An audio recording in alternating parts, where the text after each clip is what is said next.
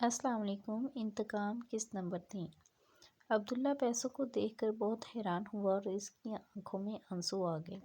عبداللہ خوشی خوشی پیسے لے کر اپنے بھائی کے پاس گیا اور بھائی کو کہا کہ اس سے امی کا علاج کرا لینا اور اب میں کل اسکول واپس جاؤں گا انشاءاللہ۔ بھائی بہت خوش ہوا اور پوچھا کہ یہ پیسے تم نے کہاں سے لائے؟ عبداللہ نے کہا کہ میرا ایک دوست ہے، مجھے لگتا ہے کہ اس نے میرے پرس میں پیسے رکھ دیے تھے، لیکن اس کا احسان ہے، میں یہ پیسے اس کو کبھی نہ کبھی واپس لوٹاؤں گا۔ عبداللہ اور اس کا بھائی اپنی والدہ کو ہسپتال لے گئے، والدہ کی دوائی لی اور گھر واپس آ گئے۔ صبح عبداللہ نے واپس جانا تھا، اس لیے آج سب گھر والے کے کمرے میں بیٹھے کافی دیر باتیں کرتے رہے۔ صبح ہوئی، عبداللہ نے اپنا سامان پیک کیا، بھائی کے ساتھ بس اسٹاپ پر چلا گیا۔ عبداللہ بھائی سے گلے ملنے کے بعد بس میں بیٹھ گیا اور اپنا سفر کرنے لگا۔ کچھ گھنٹوں بعد وہ اپنے بیڈ روم میں پہنچ گیا، جہاں پہ اس کے دوست رہتے تھے۔ دروازے پہ عبداللہ نے دستک دی۔ اندر سے ایک دوست نکلا، دروازہ کھولا اور بولا، ماشاءاللہ عبداللہ بھائی، آپ واپس آ گئے ہو۔ حسن اور باقی سب دوست وہاں پہ موجود تھے۔ حسن نے پوچھا کہ سنائیں، والدہ کی طبیعت کیسی ہے؟ عبداللہ نے کہا، الحمدللہ اب کچھ بہتر ہے، اور آپ لوگ یہ مجھے بتائیں کہ میرے پرس میں پیسے کس نے رکھے تھے؟ حسن نے کہا کہ وہ ہم سب نے پیسے جمع کیے تھے آپ کی والدہ کے علاج کے لیے۔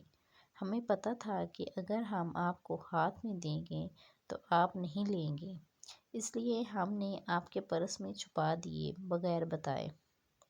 عبداللہ نے کہا، بہت شکریہ، اگر یہ پیسے نہ ہوتے تو شاید میں واپس نہ آ سکتا، لیکن اب میں اسکول کے بعد پارٹ ٹائم کام بھی کروں گا اور تھوڑے تھوڑے کر کے آپ سب کو واپس لوٹا دوں گا۔ حسن نے کہا، نہیں، اس کی کوئی ضرورت نہیں، آپ اپنی پڑھائی پہ دھیان دیں بس۔ عبداللہ نے کہا، سناؤ کالی کا کیا ہوا؟ وہ اس دن کے بعد واپس آیا، بات کی یا نہیں کی؟ حسن نے کہا، نہیں، وہ نہ آیا، نہ ہم نے بلایا اسے، اور اس کی ضرورت نہیں ہے اب۔ عبداللہ نے کہا، کوئی بات نہیں یار، غلطیاں انسان سے ہوتی رہتی ہیں، میں اسے معاف کر دوں گا، تو وہ ہمارا دوست ہے، وہ دوبارہ سے ہمارے ساتھ رہ سکتا ہے۔ حسن نے کہا، نہیں، وہ اب اس لائق نہیں ہے کہ وہ ہمارے ساتھ رہے، اس کو چھوڑو اس کے حال پہ، آپ اپنے بارے میں بتاؤ، کیسے دن گزرے گھر؟ عبداللہ نے کہا، الحمدللہ اچھے دن گزرے۔ حسن نے کہا، کچھ دن بعد ٹور پہ جا رہے ہیں سب لڑکے، ہم بھی ساتھ چلیں گے، سب اپنی اپنی تیاری کر لیں۔ عبداللہ نے کہا، میں نہیں جاؤں گا، آپ لوگ چلے جانا۔ حسن نے کہا، نہیں، آپ کو ہمارے ساتھ چلنا ہوگا ہر حال میں، اب میں ایسی بات نہ سن۔ سب دوستوں نے ضد کی تو عبداللہ نے کہا، ٹھیک ہے، ہم چلیں گے انشاءاللہ۔ کچھ دنوں بعد سب لوگ بس میں تیار ہو گئے جانے کے لیے۔ بس کے اندر کالی اور آسیہ بھی موجود تھی۔ کالی نے دوستوں کو اور عبداللہ کو دیکھا تو کالی کے چہرے کے طوطے اڑ گئے۔ فوراً ہی آسیہ کو بتایا کہ یہ ہے وہ لڑکا جس کی وجہ سے میرے دوستوں سے لڑائی ہوگی اور انہوں نے مجھے کمرے سے نکال دیا تھا۔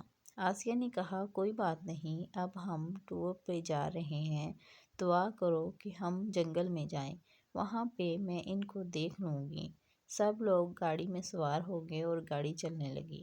گاڑی کے ڈرائیور نے سب کو بتایا کہ جس جگہ ہم جا رہے ہیں اس جگہ پہ ایک پرانا گھر ہے، وہ بہت ہی پیارا اور خوبصورت گھر ہے جس کے اندر سب سہولتیں موجود ہیں، لیکن جنگل کے اندر کوئی بھی اکیلا گھومنے نہ جائے، اس بات کا سب نے خاص خیال رکھنا ہے۔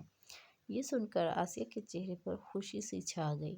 کالی نے کہا، کیا بات ہے، کافی خوش ہو رہی ہو؟ آسیہ نے کہا، اب دیکھنا میں ان کو کیسے تنگنی کا ناچ نچاتی ہوں۔ یہ کہانی ابھی جاری ہے، اچھی لگی تو لائک ضرور کیجیے گا، اگر نہیں ہیں تو چینل کو سبسکرائب کر دیجیے گا۔ اللہ حافظ۔